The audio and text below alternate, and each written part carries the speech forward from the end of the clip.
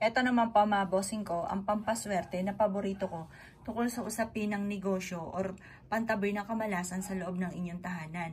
Gawin nyo lamang po ito ng Tuesday or Friday. Pero kung ikaw po ay abala, gawin nyo ito kahit anong araw nyo ito mapapanood dahil bawat araw na dumarating ay sayang namang at maaaring ikaw po ay kaagad pong umasenso or magkaroon ng malaking benta matapos nyo po itong gawin mga bossing. Bumili lang po kayo mga bossing ko ng uling. Alam nyo po ba na ang uling ay napakaswerte, lalo-lalo na sa gilid ng pintuan ng inyo pong main door or sa harapan ng inyo pong negosyo dahil umihigo po ito ng negatibong enerhiya. Kung pakaramdam ninyo na paborito ka ng kamalasan, ay huwag ka magpapawala ng uling mga bossing. Ang tambalan nito at napakaswerte mga bossing ko ay ang bawang, kagaya ng inyong nakikitang ito. Maswerte po ito mga bossing ko, ilagay nyo po ito sa harapan ng inyong puntahanan. Pero ang paggawa nito, ilagay nyo siya sa isang clear. Nilagay ko siya sa isang clear na lagayan para nakikita ito ng personal at nakikita rin po dito sa salamin.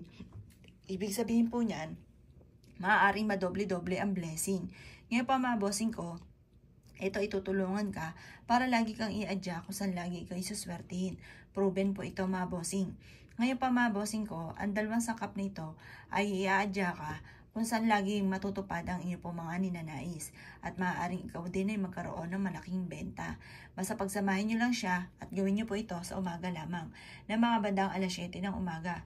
Pagtapos yung pagsamahin, mag-wish ka na ng mula sa inyo pong puso na lahat ng inyo pong mga ninanais. Proven po ito mga bossing. Basta kapag nag-wish ka ng ganito mga pamamaraan, ikaw ay may 100% na paniniwala. At ikaw po mga bossing ko, ilalo nyo sisipagan at tyaga-tyaga at makakamit nyo kung ano man ang inyo pong mga ninanais. Ngayon pa mga bossing, kung ikaw ay gagawa ng ganito, huwag nyo muna itong ipagsasabi.